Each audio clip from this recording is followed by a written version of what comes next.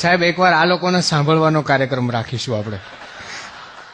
મિત્રો, વિશેષ કાંઈ નહીં કહેતા, મહામહિમ માનનીય ઉપરાષ્ટ્રપતિ શ્રી ભૈરવસિંહજી શેખાવતને એમનો આનંદ વ્યક્ત કરવા માટે વિનંતી કરું છું.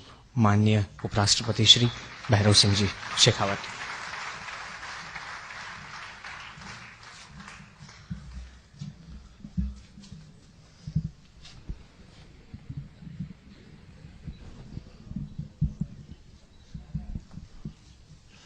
गुजरात के माननीय मुख्यमंत्री Shri Narendra Modi ji,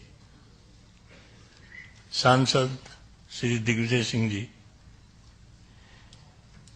image book culture trust के अध्यक्ष श्री नवीन भाई दवे, श्री सुरेश भाई दलाल जी, श्री गोपाल दवे जी, उपस्थित सज्जनों व देवियों, मैं सबसे पहले तो आपसे प्रार्थना करना चाहूंगा कि मैं श्री नरेंद्र मोदी की लिखित कविता के जाल में फंस गया हूं. मुझे उससे मुक्ति चाहिए. जिस समय नरेंद्र भाई ने मुझे इस पुस्तक का विमोचन करने के लिए बात की तो मैं समझ रहा था कि मेरे से मजाक कर रहे हैं. मैंने इनकी बात पर विश्वास नहीं किया कि कविता लिखी है, और यह भी विश्वास नहीं था कि कविता लिख सकते हैं. लेकिन इस पुस्तक जब मेरे हाथ में आई तो उसको पढ़ने के लिए और समझने के लिए कई बार प्रयत्न किया, लेकिन नरेंद्र भाई से मैं क्षमा चाहता हूं और आप लोगों से भी कि मैं उसको उस समय नहीं समझ पाया. लेकिन आज के इस कार्यक्रम में आने के पश्चात इस कविता को मैं समझा हूं, और मुझे इस बात की प्रसन्नता है कि कविता को जिस रूप में रखा गया है उसे नरेंद्र भाई का जीवन क्या है, इनकी अभिलाषा क्या है, जनता की सेवा किस प्रकार से करना चाहते हैं, उसका एक सही मानों में घोषणा पत्र है.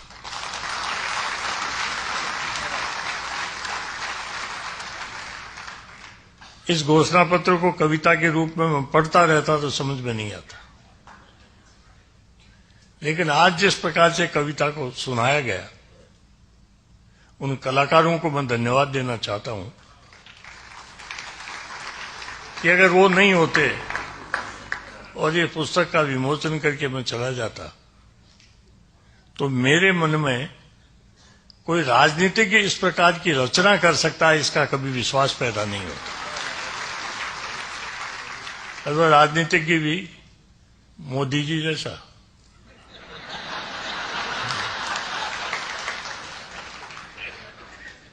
लेकिन मुझे इस बात की खुशी है कि इन्होंने अपनी भावनाएं व्यक्त कर राजनीति के प्रति विश्वास पैदा किया है.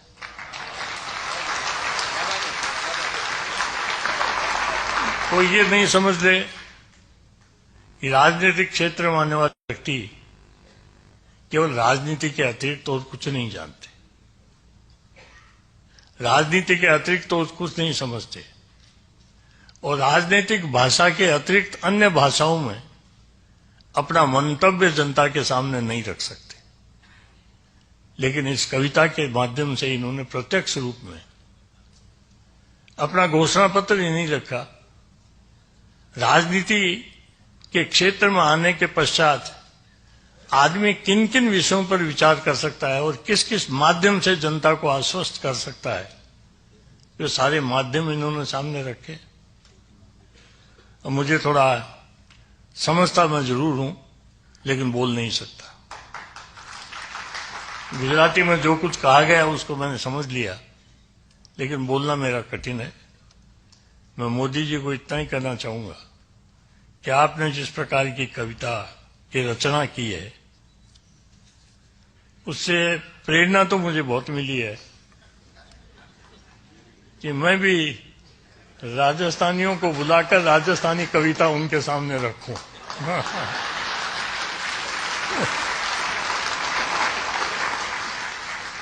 लिख सकता हूं कविता, और लिखने के बाद में मैं चाहूंगा कि ऐसा मौका मुझे भी मिले कि पुस्तक मैं लिखूं और विमोचन उसका आप करें।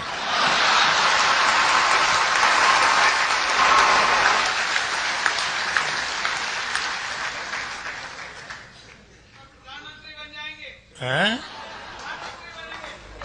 वहां प्रधानमंत्री कोई रुकावट नहीं कि प्रधानमंत्री होते हुए पुस्तक का विमोचन कर सकते हैं। हैं? हमें भी निमंत्रण मिले। मैं निमंत्रण तो आपके बिना निमंत्रण नहीं दूंगा तो हाल में कौन आएगा। मुझे इस बात की खुशी है कि आज इस कविता में जो कोमलता है, मन की कोमलता, वह काफी दृष्टिगोचर होती है। मुझे क्षमा करेंगे मोदी जी, इनके स्वभाव को देखकर मैं इतनी कोमलता इनसे अपेक्षा नहीं करता था।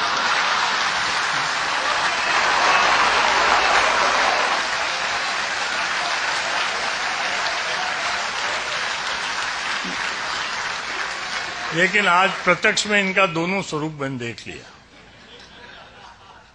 कितने कोमल हैं, कितने कठोर हैं। कोमलता पर तो इन्होंने कविता का रचना कर दी, अब के मैं चाहूंगा कठोरता पे भी आप निबंध की रचना करें। दोनों में सामंजस्य कैसे हो सकता है उसका फिर हम विचार करेंगे। मुझे खुशी है कि आज आप सब लोगों ने यहाँ आकर इस कार्यक्रम को बहुत ही अच्छा रंग दिया। इस कार्यक्रम के कारण से एक साहित्य के प्रति आपकी भावना जागृत हुई है। मैं विश्वास करता हूं कि भावना इसी प्रकार की बनी रहेगी। मुझे क्षमा करेंगे, मैं इस पर ज्यादा कुछ कहने की स्थिति में अभी नहीं, वरना मैं भी बहुत कुछ कह सकता था, लेकिन मैं कविता तो नहीं, मतलब कविता मेरे से अभी सुनकर आप ये कहोगे मोदी जी की कविता अच्छी थी, मेरी खराब है, मैं परीक्षा में नहीं बैठना चाहता। ये मोदी जी को मैं मौका नहीं दूंगा, लेकिन कभी दे दूंगा। इन्हीं शब्दों के साथ मैं आपके प्रति आभार प्रकट करता हूं, मोदी जी के प्रति बहुत आभार प्रकट करता हूं। मुझे वास्तव में संदेह था ये कविता नहीं लिख सकते, इसलिए मैंने कहा कि मजाक करने के लिए आज मैं ही मिला क्या, कहने आपको आना पड़ेगा, मैं आ तो जाऊंगा। लेकिन जब पुस्तक मिली तब मैंने इसको पढ़ना शुरू किया। अब गुजराती में पूरा नहीं समझ सकता था, इससे हिंदी अनुवाद कराया, लेकिन अनुवाद में वो स्वाद नहीं आया जो गुजराती में स्वाद था।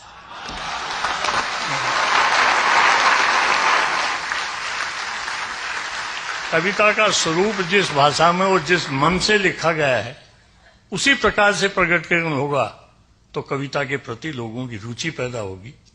कविता का भाव क्या है इसके प्रति आस्था प्रकट होगी। कविता किन स्थितियों में लिखी गई है उसकी पूर्ण जानकारी होगी, और लिखने वाले का मन क्या है वो मन बिल्कुल स्पष्ट रूप से प्रकट होकर सामने आ जाएगा।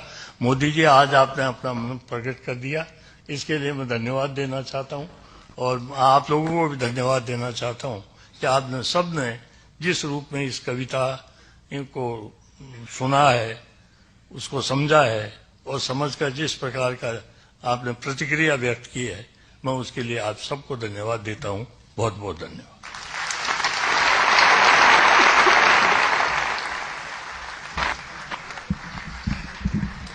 Thank you very much.